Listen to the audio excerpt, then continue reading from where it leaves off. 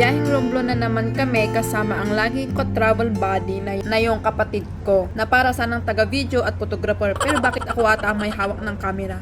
Hindi ba dapat siya? Kasi nga ako ang nagtutoday's video. O siya, kaya na nga lang natin. Back sa ating topic, roro lang kami via Batangas to Jongan and transfer sa isa namang roro to Romblon.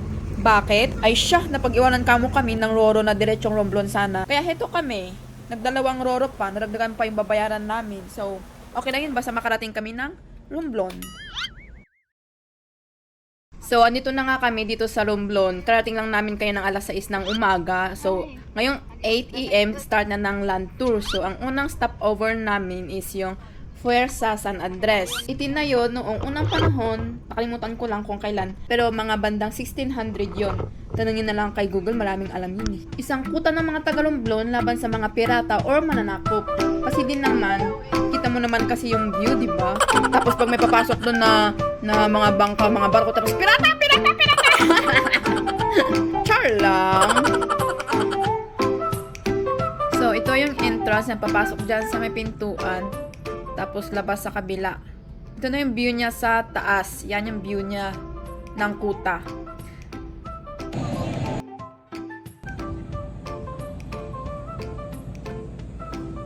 Ito talaga, kaawaan sana ako ng Panginoon, Diyos ko. Hindi pa naman ako nagsisimba. Pero ito guys, ito daw yung pinakalumang simbahan nila dito noong panahon pa daw ng mga Kastila. Actually, malalaman nyo to pag may ganitong uri ng kampana sa gilid. Grabe!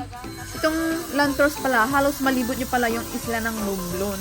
Tapos dito sa mga highway, sa gilid-gilid, dito yung parang marble workshop na doon ginagawa yung mga items na gawa sa marble. Paano ako ng trabaho? Panakitin ng marble. Ito yung isa sa marble quarry nila kung saan nila kinukuha yung mga marble tapos dinadala sa planta. Which is dito kasi ito yung tawag ng planta eh. Tapos para ma-process yung marble para idala sa workshop at magawa ng kung anong item nila gusto na pagawa. Like itong lamesa tsaka yan yung mga sample ng marble product. Mga ganitong mga lamesa, mga magkano to? 50 lang yan. 50 mil. Special Divisoria.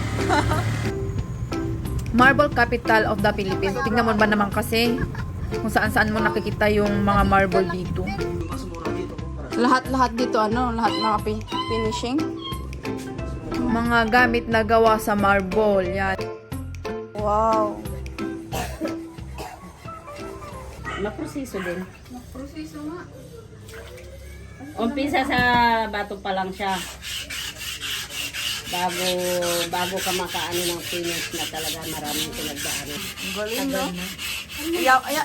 Dito mo talaga malalaman ang yaman talaga ng Pilipinas, no? Kaya nga eh. Hindi mo akalain na dito pala kayaman yung Pilipinas. Sipot River? Ginawang ay kadi? Pupunta sana, itong time na to, pupunta kami ng Kipot River. Kaso nga lang, pagpunta namin doon, hindi na siya maganda kasi kauulan lang, tapos sira na yung view. Kaya hindi ko na siya binidyo. Ang pangit lang din naman, kaya hindi ko na yung binidyo. Tsaka, na-delete yung video ko. Sorry, wala tayong video. Nasa listahan din namin pupuntahan yung Apunan Lighthouse. Yun, isa din yung sa pupuntahan namin, kaso parang mang sarado. Pero syempre, kailangan namin puntahan pa rin, kaya kumatok pa rin talaga kami. And hell, hindi naman tawang sumalubong sa amin. Aso naman yung sumalubong sa amin.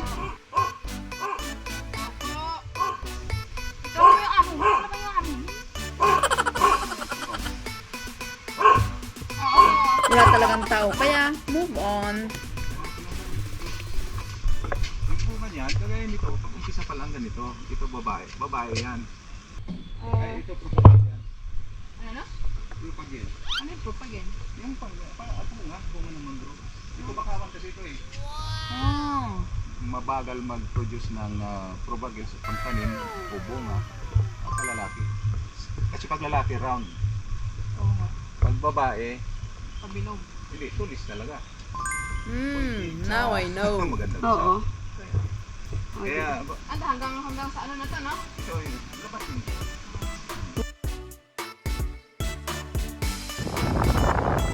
minsan hindi talaga natin may iwasan ang hindi lumampas sa gilid ng dagat. Lalo na kapag ganito ang nakikita mo. May hindi na naman siguro ang mga hindi nakakapagdagat dyan, no? Tsaka, tinitingnan ko din kasi sa camera kung paano talaga ako maglakad.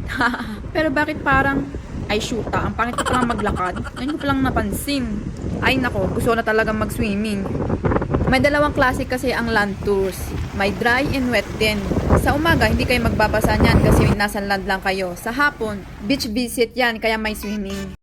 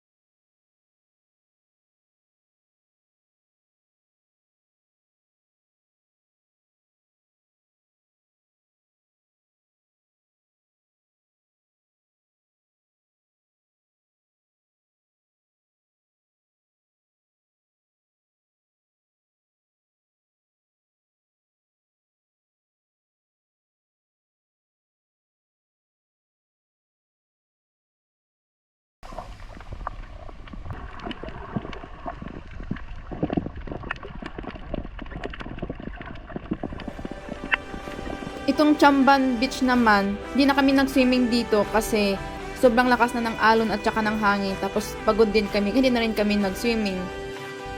Pangalawang araw na namin dito sa Romblon at last day na din kasi tapos naman na yung mga tours dito maliban lang sa island hopping. So island hopping kami ngayon, papuntang Cobrador Island, ganon, mga basta island hopping kami.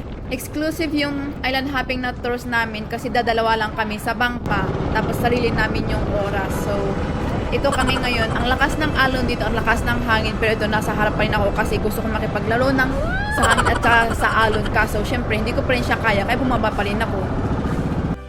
So andito naman kami ngayon sa Cobrador Island, which is so amazing kasi ang ganda ng lugar. Tapos sabi nila meron din daw sila ditong sanctuary. First island ng island hopping Cobrador Beach. Tapos ito, as you can see sa likod ko, wala nang katao-tao, kami lang.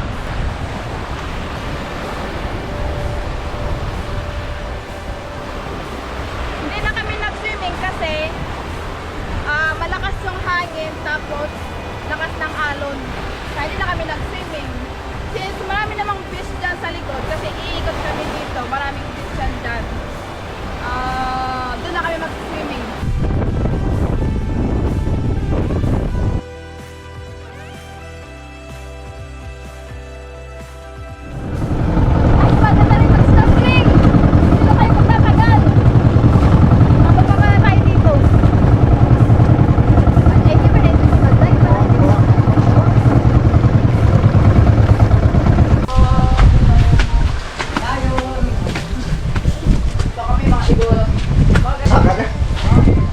Sige. Dito may kunting aakitin, tapos bababa ka ulit para makita mo yung tinago daw na dagat. Yun. Medyo matulas.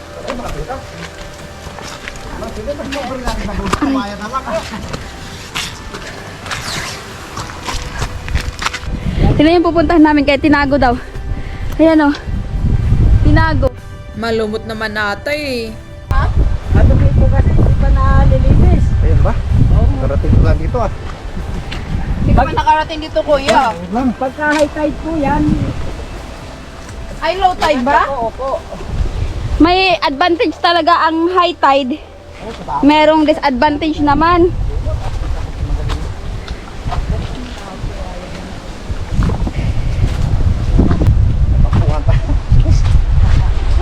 Kasi nga walang nagpupunta nga kasi pandemic tapos ano na. Hindi mo lang nalinisan to. Brown ba? Brown ba ang kulay? Lumot. Lumot.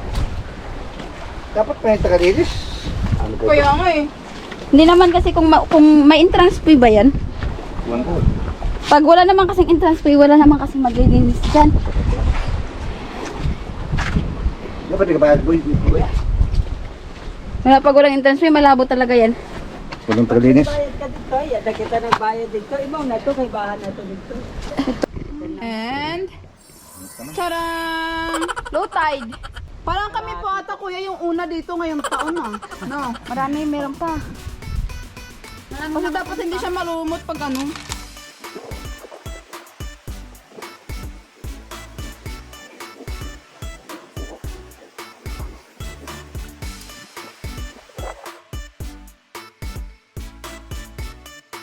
Diyan na kami kakain. Oh.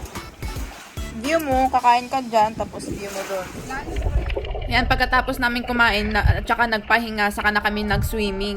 Sa dito lang sa around ng Tinagong Island, kasi dito makita mo rin, may mga corals ka din makikita kasi dito is mababaw lang ng mga 10 meters, ganyan yung lalim, na for, pwede rin diving, pwede rin corals viewing, ganyan, pero magaganda. Tapos dito na side is super.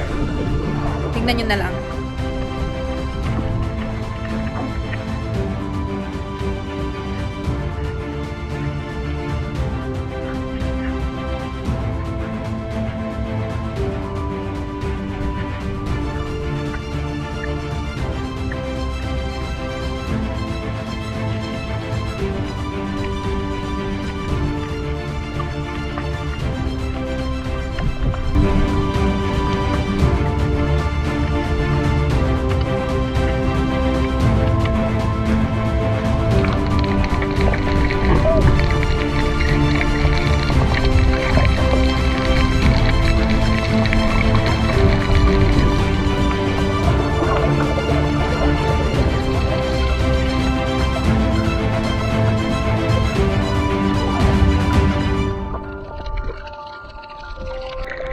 I-flex ko nga tong kumagat sa akin na walang hiyang sea urchins. Ito, sea urchins bata to, tawag nito. Ay, kinagat ba naman ako? Ang bobo ko naman kasi ako yung umapak eh. Tingnan mo ba naman oh. Ang grupo-grupo nila, tapos yung spikes.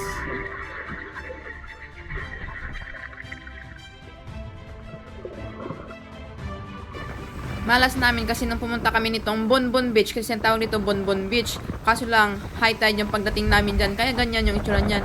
Yan dapat yung magiging itsura ng Bonbon Beach, pero dapat dugtong sila nung isla dun sa kabila. Kaso nga lang na high tide pa, dapat yung magiging ano pa to, 90% sana maging itsura niya, kaso walay. Pangatlong araw namin ngayon na sana dapat nakauwi kami ngayon, pero ito nandito pa rin kami kasi walang Roro papuntang Batangas ng Sunday afternoon. So kinabukasan yung alis, kaya lang hapon. Kaya lang sayang yung araw namin, kaya napunta na kami dito sa Loo. Ni-rush lang namin to, kaya tingnan natin. Tanungin na natin yung ano. Baka pwede pa yan. Nagpunta pa kami dito, sayang din eh. Kung kaya nyo, yung lakas. Oo, kaya namin yun. May fins kami.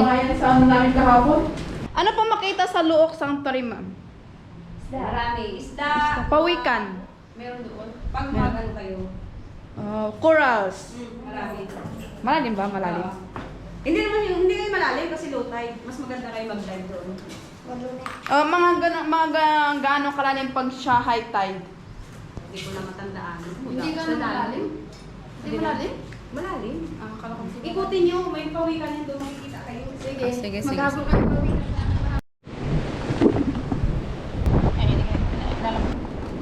Ate, kabila mo tayong toothpaste, ano?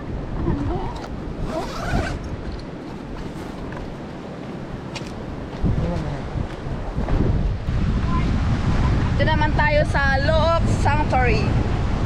Look Fish Sanctuary. Kaso maalon. Pero syempre, kahit maalon yan, sige pa rin, sayang yung hinayad. Hindi na pagkala may eskat alin. Manetan, pangpayat, nag-ipilit tayo sa mga. Kinakabahan ako. Wala ka ata kami pamasahing pa uwi. Dito, ano lang kami, mga saglit lang siguro kami, mga 1 hour max. Kasi, mahaba pa yung biyahe namin papuntang Dinokot Beach. Ayun. Yung malayo, 1 oras mahigit na yung biyahe. Ang oras ngayon, alas 11. Eh, dito lang, ang hinahabol naming oras sa Roro is alas 4.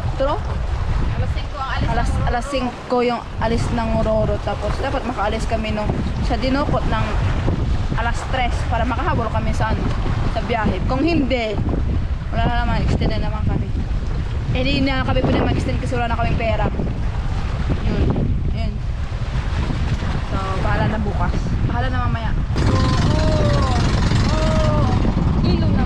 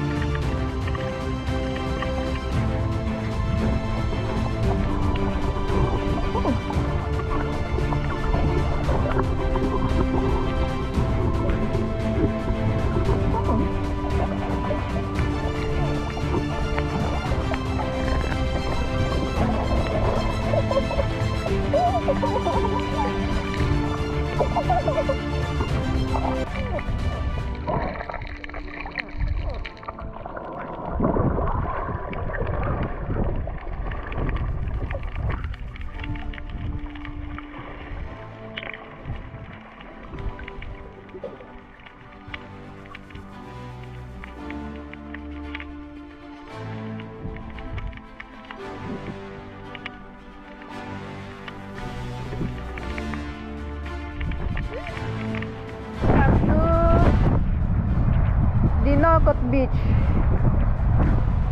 Okay na matulog na dyan.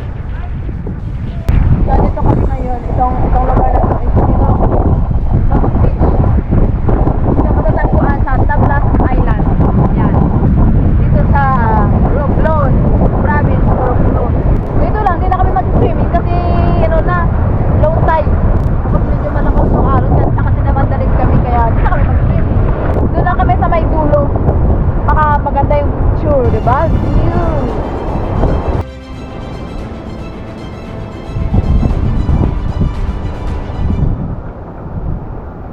Isang beach, isa pang beach.